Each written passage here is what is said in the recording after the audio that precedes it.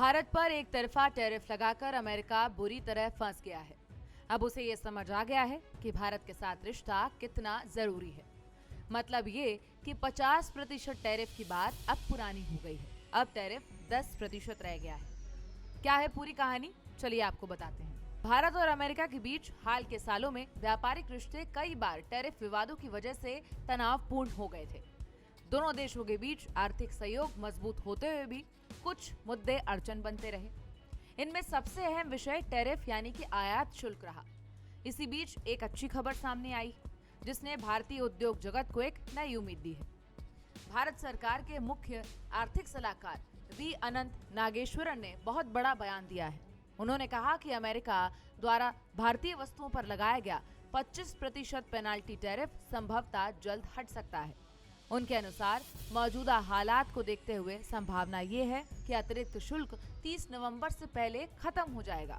हालांकि नागेश्वरन ने यह भी साफ किया कि उनके पास इस दावे का कोई आधिकारिक प्रमाण नहीं है, लेकिन हाल के घटनाक्रम और बातचीत से उन्हें ऐसा अनुमान लग रहा है। उनके मुताबिक दोनों देश तनाव कम करने और व्यापार को पटरी पर लाने की दिशा में काम कर रहे हैं। उन्होंने ये भी बताया कि इसी हफ्ते अमेरिका के वरिष्ठ वार्ताकार भारत के दौरे पर आए थे और दिल्ली में दोनों पक्षों के बीच व्यापार को लेकर सकारात्मक चर्चा हुई। अमेरिका ने भारत पर शुरू में 25% का टैरिफ लगाया था। इसके बाद रूस से तेल खरीदने को लेकर भारत पर अतिरिक्त 25% शुल्क और जोड़ दिया गया। इस तरह कुल मिलाकर भारतीय निर्यात पर 50% टैरिफ लागू हो गया। इस कदम ने भारतीय वस्तुओं की प्रतिस्पर्धा को कम कर दिया और अमेरिकी बाजार में उनकी मांग प्रभावित हुई।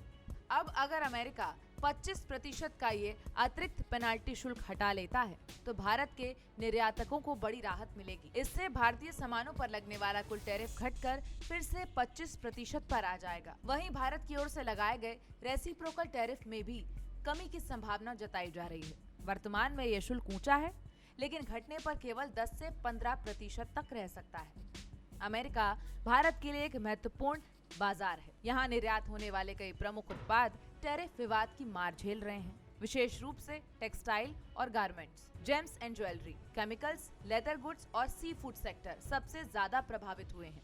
इन उद्योगों में लाखों लोग काम करते हैं और अमेरिका में इनकी बड़ी खपत रहती है। टैरिफ बढ़ने के बाद इन वस्तुओं की कीमतें अमेरिकी बाजार में बढ़ गई हैं, जिसके चलते उनकी बिक्री घटी और भारत का निर्यात कमजोर पड़ गया।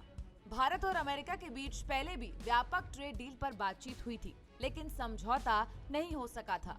अब बदलते राजनीतिक और आर्थिक हालात में बातचीत दोबारा शुरू हो चुकी है। विशेषज्ञों का मानना है कि यदि टैरिफ पर सहमति बन जाती है तो व्यापारिक रिश्तों में नई ऊर्जा आएगी और आने वाले वर्षों में दोनों देशों का व्यापार और बढ़ेगा। भारत के लिए अमेरिका सबसे बड़े निर्यात बाजारों में से एक है।